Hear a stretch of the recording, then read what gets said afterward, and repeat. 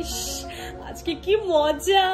আজকে আমার ক্রাশ আমার প্রজেক্ট ডিসকাসের জন্য আমাকে একটু পরেই ফোন করবে, কিন্তু এটা এত গুড়গুড় করছে কেন এখন? কি হবে? বলছি কি মা, একটু পরে না আমার ফোনে একটা ফোন আসবে, তুমি বেশি কিছু বলবে না, হ্যাঁ বলবে আমাকে 5 মিনিট পরে ফোন করতে, ঠিক আছে? এনাও ফোনটা। আচ্ছা।